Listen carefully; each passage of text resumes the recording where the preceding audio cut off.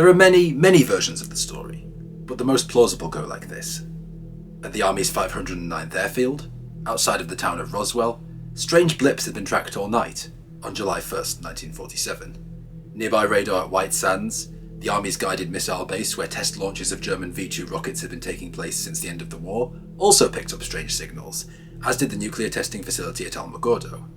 Blips would appear on one corner of the radar screen, then, in the blink of an eye, zoom over and appear right on the other corner, at speeds impossible for terrestrial aircraft, say nothing of sharply changing direction. Needless to say, nobody could identify the aircraft signatures. The operators, confused, ran diagnostics, Windows 10 style, and found no malfunctions. The blips swarmed from position to position at will, operating with complete freedom across the entire skyline of the American Army and its Army Air Force's most sensitive missile and nuclear sites, with no accountability whatsoever. The Army, obviously concerned, ordered a state of high alert, and Army intelligence in DC authorized additional counterintelligence personnel to New Mexico, especially to the 509th area, where the activity seemed to be centered. But it did not end there. The radar anomalies continued well into the next night. At the same time, in conjunction with those anomalies, there were a colossal set of thunderstorms. Not apparently linked, but still fascinating nonetheless. Dan Wilmot, owner of a hardware store in Roswell, set up chairs on his front porch after dinner so he could watch the streaks of lightning flash across the sky. The lightning grew much more intense around 10 p.m, and the ground actually shook from explosions of thunder from the summer storm. All the while, Dan and his wife watched the storm from beneath the safety of the porch roof. Then, all of a sudden, a bright object streaked across the house and headed off into the northwest, sinking below a rise just before the horizon. Dan thought it was especially unusual, especially with how fast it travelled, but it soon went out of his mind. Where it also went, however, was over the head of Steve Robinson, as he drove his milk truck through the north of the city, flying faster than any airplane he'd ever seen. It was a bright light, he noted, but there was clearly something solid behind it, and there was no sequence of lights like the military aircraft that flew in and out of the 509th Air Base nearby. He knew military craft. This was not one of them. It disappeared off toward Albuquerque, and Steve too put it out of his mind. But it was not out of the minds of base personnel at the 509th. Airspace blips and violations were becoming more and more brazen, and more serious, purposefully hovering above, and then darting away from, their secret military installations. Whatever they were, they knew the significance of those sites, and knew what was within them. But whenever aircraft scrambled, they vanished, and humans being humans, they assumed these forces were inherently hostile. To their meagre credit, they were certainly intrusive. And to some more of their meagre credit, they assumed, which was a rational assumption at the time, that they could be Soviets somehow spying on the military's first nuclear bomber base and its guided missile launching site. By now, Army counterintelligence, which operated almost as much in the civilian sector as in the military, had sprung to its highest alert and ordered a full deployment of elite operatives, many of whom had served in World War II, to Roswell. Counterintelligence personnel, given the situation, had already begun to arrive from Washington, D.C., where the first strange radar blips, after they'd come up, kept coming and coming as reports began to pile up. And then the operation, as worry increased, got more and more serious. Officers and men changed into plain clothes, mixed with civilians, launched investigations, tried to gather intel, but nothing seemed to stop the blips. Those new arrivals joined up with base intelligence officers like Major Jesse Marcel, a fixture on the base, as well as Steve Arnold, a non-commissioned officer who'd been at the base since World War II, when, of course, the first nuclear bombing mission against Japan was launched from here in August 1945, meaning that intrusions around the base were deeply concerning. On July 4th of 1947, it was of course Independence Day, but instead of celebrating, the radar operators around Roswell noticed that once more the strange aircraft were turning up again, and this time looked like they were changing their shapes in motion. They would grow more intense and then more dim as the tremendous thunderstorms continuously rolled around them. Later theories put forward by the government in secret would suggest they were maybe draining and absorbing power from the storms for some kind of fuel, or maybe reacting to the storms, keeping them safe within some kind of safety mechanism. Steve Arnold, situated in the Roswell Aircraft Control Tower, would have good reason to think so, because he'd never seen a blip behave like this before. One of them would dart across the screen at speeds of over 1,000 miles an hour. All the while it was pulsating, throbbing, seeming as if it would burst. Then suddenly, when a massive array of thunder and lightning clapped, the object, maybe struck, or maybe taking some kind of evasive maneuver, or maybe colliding with another, as thought later, exploded and atomized right before his eyes. Then the screen was clear. The controllers looked around at each other. So did the CIC officers. What the hell was that? Then the same thought arose in their minds. Something had crashed, and whatever it was juicy. It was delicious. It was succulent. It was irresistible. Whatever flew that fast, pulled those moves, shot like that, imagine if they could get it. Imagine the technology they could build. The government moved so quickly that even before Base 509th Commander William Blanchard was told a UFO had crashed northeast of Roswell, a counter-intel dispatch team had already mobilized to go find the crash site. They believed this was an enemy aircraft that had slipped through their radar defences, either via South Africa or via the Canadian border, photographing top-secret military installations. Another slightly more altruistic move, albeit very secondary, was that they wanted to keep civilians away, believing that maybe the reason the craft could make hairpin turns at more than 3,000 miles an hour was because it was nuclear. Furthermore, any personnel that had ejected from the aircraft could be wandering around the desert, and knowing what they knew could be invaluable. And it wasn't long before more people knew about the location of the aircraft. On the outskirts of Roswell, ranchers and families camping in the desert saw an aircraft that exploded in a brilliant light between the lightning and plummeted to Earth in the direction of Corona, a neighborhood town to the north of Roswell. At the same time, Chavez County Sheriff George Wilcox started receiving calls in his office around midnight that an airplane had crashed out in the desert, and he notified the Roswell Fire Department that he would dispatch them to the site as soon as he had an approximate location. As expected, finding the crash site took no time at all. A group of Indian artifact hunters camping in the scrub brush northwest of Roswell also saw the crash, heard it took place, and experienced the strange, ground-shaking impact tremors in the distance, and followed the sound to a group of low hills. However, before they took a look, they radioed the crash site to Sheriff Wilcox's office, which then dispatched the fire department to a spot about 37 miles northwest of the city. "I'm already on my way," he informed the radar operator at the fire station, who in turn called up the city police for an escort. And so the strange circumstances were that around 4:30 that morning, a single fire engine and police car were bouncing their way through the desert, taking Pine Lodge Road west to where Sheriff Wilcox had directed them. Obviously, neither the sheriff nor the fire department team knew that another team, a military retrieval one, was also on the way to the site, and ordered, quote, by any means necessary, to prevent the unauthorized dissemination of any information about it. And from the other direction, Steve Arnold, riding shotgun in one of the staff cars of the convoy of the 509th recovery vehicles, reached the crash first.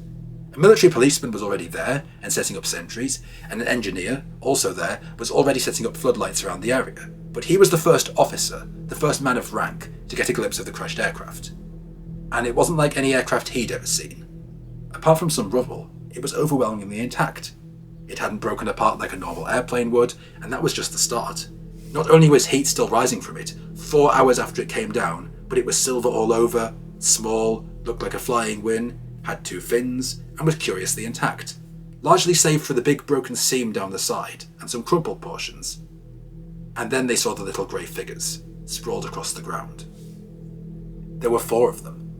Each was about 4.5 feet tall, in a tight-fitting silver one-piece suit, with huge slanted eyes and 4 fingers.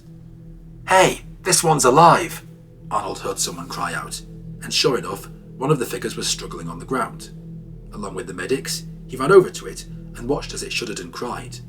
But the cry wasn't heard in the air, but inside his brain. It was telepathic. He could hear nothing through his ears, but still hear and feel a real sadness as the small person convulsed on the ground, its huge head flipping from side to side, as if it was trying to breathe. "Hey you!" He turned round to see a jumpy sentry yelling at one of the other small figures, which was getting up and trying to clamber over a nearby hill and escape. "Halt!" the sentry screamed. "Halt!" he repeated again, and raised his rifle, along with many others. "No!" one of the officers yelled, maybe out of compassion, but it was too late. There was a rolling volley of shots, and the small figure crumpled to the ground and died. Arnold once more felt an overwhelming sense of sadness as the area was secured and the being confirmed dead. But what could he do? Just do his job, he thought. Meanwhile, fireman Dan Dwyer, also on site, felt very confident that no one would notice if he took a look around. As people were clearing up debris, moving around and so ironically focused on their tasks that they didn't see him, he wandered through the site, and found himself looking directly down into the eyes of the creature that had been struggling to breathe, now strapped onto a stretcher, and the two were staring at each other. It was no bigger than a child, but it definitely wasn't a child, with its huge downward slanting eyes, even huger head, tiny nose and mouth and tiny slit-like ears, to say nothing of its hairless grey skin. Not one noise did it make, but Dwyer somehow instinctively understood that it knew it was dying. And then, just like that, it was quickly loaded onto a truck by a couple of soldiers, who in turn asked what he was doing. Dwyer, very spooked, noped his way out of there fast. But not fast enough that he didn't notice all the things and debris scattered around the aircraft, stuck in an indentation in the ground. Everywhere, soldiers were crawling on their hands and knees with scraping devices, putting things into sacks, or walking in straight lines with metal detectors. Fascinated, Dwyer reached down to pick up a piece of the dull grey metallic cloth, which lay there shining in the sand. Slipping it into his fist, he experimentally rolled it into a hole. Then he released it. All the metallic fabric snapped into shape without any creases or folds. No matter how much it was bent, scrunched or attempted to break, it would not break. He knew nobody was looking, so he stuffed it into his pocket quickly to keep it. He would later show it to his daughter, and although the fabric-like material itself has tragically long since disappeared without trace, she would remember it for the rest of her life. But so too would he remember what came next. "Hey you!" a sergeant wearing a military police armband brawled. "What the hell are you doing out here?" "I responded with the fire company," Dwyer said innocuously. "Well, you get your civilian ass back on that truck and get the hell out of here," the military police sergeant snapped. "You take anything with you?" "Not me, Sergeant," Dwyer said. Then the MP grabbed him roughly, as if he were under arrest, and hustled him off to a major. Major Jesse Marcel. "Caught this fireman wandering around the debris, sir," the sergeant responded darkly. Marcel recognised Dwyer. The two knew each other, and, clearly conflicted between his feelings and his duties, gave him what the fireman remembered as an agonised look. "You've got to get out of here," he said, "and never tell anyone where you were or what you saw." Dwyer immediately left, and the remains of the craft and its occupants were then spirited away. Some say spirited to White Sands, then to Area 51 for back engineering and analysis. And the rest of the story, obviously, has become the subject of history. First, 509th Base Commander Blanchard immediately authorised the release of the infamous story that a flying saucer was captured in Roswell, which was then picked up by the news services and carried excitedly around the country. Then General Roger Ramey, at the headquarters of the 8th Army Air Force in Texas, ordered Jesse Marcel, said to have personally recovered the aliens, to go back in front of the press and retract the saucer story, claiming it was all just from a weather balloon, and even showing fake debris. The media, because of course they were largely satisfied by this, and moved on. But many of the witnesses could not, especially because of government harassment, threats and intimidation. Dwyer and his family were paid a visit by military police that very evening, right in their very home. His daughter Frankie remembers him and his wife being physically threatened, and told that the authorities would kill them and their children should they ever talk about what was seen. Sheriff George Wilcox's daughter Inez remembered that the event shocked him. He never wanted to be sheriff again after that. My grandmother said, "Don't tell anybody." When the incident happened, the military police came to the jailhouse and told George and I that if we were ever to tell anything about the incident, not only would we be killed, but our entire family would be killed. Barbara further remembered that they called my grandfather, and someone came and told him about the crash. He went out there to the site, there was a big burned area, and he saw debris. There were 4 space beings. Their heads were large. They wore suits like silk. One of them was alive. In 1947, Richard Loveridge worked as a mechanical engineer for the Boeing Aircraft Company and was part of the crash retrieval team. He initially drove to the area, believing it was one of their planes. In 1993, however, just before he died, he would finally confess everything to his family. It was not just a plane. He saw the wreckage that wasn't from a conventional aircraft, as well as the 3 small dead aliens, and one that was still alive. He described them as child-size and greyish, but was too terrified of government retribution to say anything more to his family. "Don't ask me any more about this. They can hurt you." They being the government. Furthermore, a man named Irvin Boyd worked as a B-29 mechanic at the Roswell Army Airfield in 1947, especially in Hangar P3, which would later be known as Building 84. One day, he was taking a cigarette break on what he called a hot summer day, and the doors of the hangar were open at both ends. As soon as he stepped outside, he observed a number of men and vehicles swarming the area, carrying what he first thought was the body of a child. Why didn't they take it to the hospital? He asked himself. As they passed by, he was shocked to see that it was something else. It was child-size, 4 feet, maybe a little more, and a head that was larger than one on a normal body. The eyes were walnut-shaped and also larger than normal. From my angle, it didn't look like it had much of a nose. The arms were a bit longer too, and the skin was ashy, grey and kind of scaly, I believe it was still alive. His account exactly corroborated the account of the other witnesses. Suddenly, much as before, a number of officers physically grabbed him and rushed him away from the area. One of them very firmly told him, "Mr. Boyd, you didn't see anything." But Mr. Boyd persisted. Finally, when Mr. Boyd was warned that if he ever said one more word, not only would he lose his job, but the lives of his wife and children were at stake, he did shut up. It would not be until he suffered a stroke 24 years later that he would confess everything. Another man who later confessed and corroborated everything was Sergeant Homer G. Roulette Jr., a member of the 603rd Air Engineering Squadron at the Roswell Army Airfield. He was a career military man and retired as an NCO after 26 years of dedicated service. Before passing away in 1988, he told his son Larry about, quote, his involvement with the crash of the flying saucer. He was part of a cleanup detail sent to the crash site. He handled the, quote, memory material, which was, quote, thin foil that kept its shape. If that wasn't enough, he described the actual ship, which was somewhat circular, exactly corroborating Arnold's recollection. Exactly corroborating everyone else's recollections, he also remembered, "I saw 3 little people. They had large heads, and at least one was alive." Master Sergeant Harry Telesco's daughter also claimed her father had been there, and told her about 3 dead and 1 living alien. New Mexico's newly elected Lieutenant Governor Joseph Montoya would tell friends about, quote, 4 little men that he'd seen. How they were small, how one was alive, and how they were, quote, short, only coming up to my chest. Skinny, with big eyes shaped like teardrops.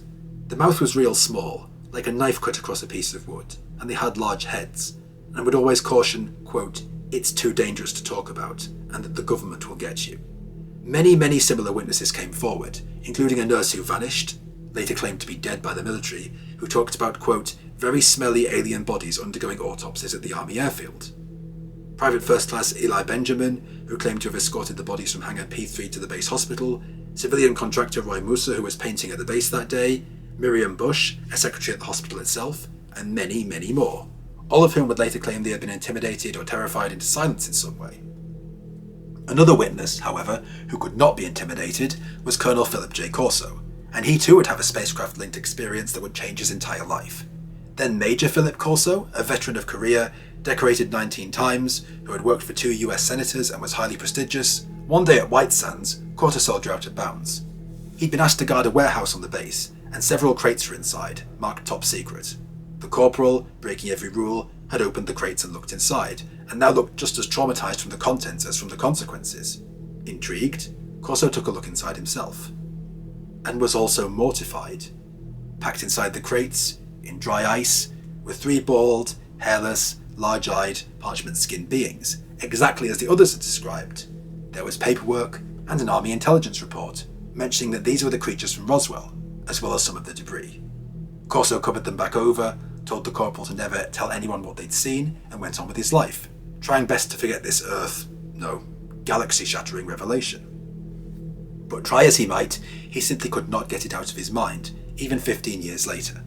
In 1961, Corso was working at the Foreign Technology Division of the Pentagon, when some crates were delivered to him on the orders of his superior, Colonel Arthur Trudeau, not to be confused with a certain Wokey. Corso, having a sinking feeling as he felt like he recognised these crates, dutifully opened them, alone in his office, and found all kinds of strange things.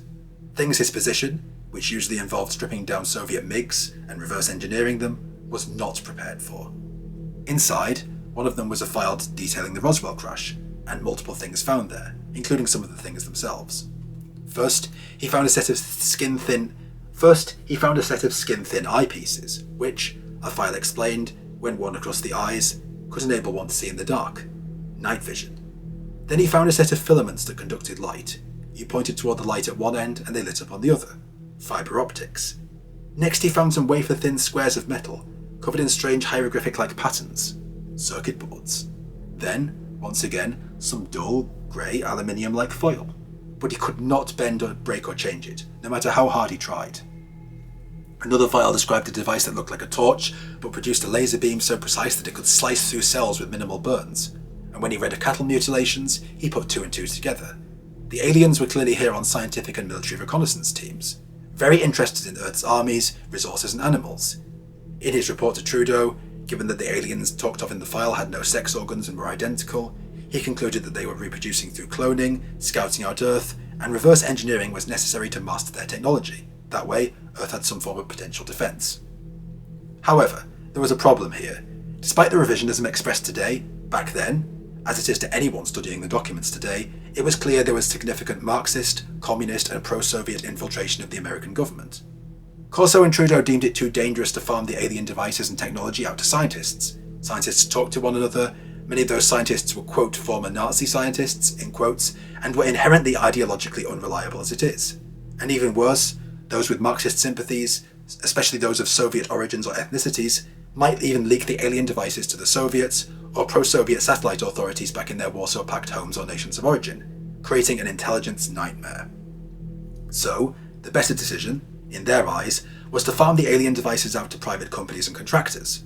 From 1961 to 63, Corso claims, alien technology was given to giants like Lockheed Martin and Boeing, and soon yielded results. The government funded the back engineering costs, and the scientists filed patents on their so-called discoveries. From these discoveries, he claims, things such as fibre optics, integrated circuits, night vision goggles and lasers came, many of which we use today. Scientist Stanton Friedman even thinks this began sooner, since 6 months after Roswell, the transitor was allegedly discovered by Bell Huey. Some, however, claim this has had a negative impact, because giants like Boeing, Lockheed Martin, Los Alamos Labs and others now essentially constitute a government within the government, and the Majestic 12, a group allegedly set up by President Truman in 1947 to manage the alien phenomenon, essentially doesn't even brief the president anymore. Edgar Fouche, who works at Groom Lake, thinks these secrets will never be released, by the government or the companies, and points out that people who know too much either vanish or get killed. And Edgar Mitchell, one of the first astronauts to walk on the moon, thinks these are now a secretive elite that consume millions in unaccountable, off-the-books black budget funds, and do as they please. And all of this stems from Roswell. The Army Air Force, of course, and later the Air Force, has tried to downplay the entire thing, first claiming it was a weather balloon, and then sending Major Jesse Marcel, who himself claims an alien craft came down, to pose with weather balloon wreckage that blatantly didn't come from the crash site. Then, in 1994, the same year Corso conveniently died and was unable to refute this, they claimed it was a secret Project Mogul nuclear balloon, and the bodies were dummies. Interesting, since they're essentially admitting that bodies were recovered and that people did see them in the process of their denial, and admitting that hundreds of soldiers, military personnel and agents found out across a huge desert, intimidating, threatening and moving around things with their guns, to find a balloon and crash dummies? I don't know about you guys, but something tells me there's more to the story.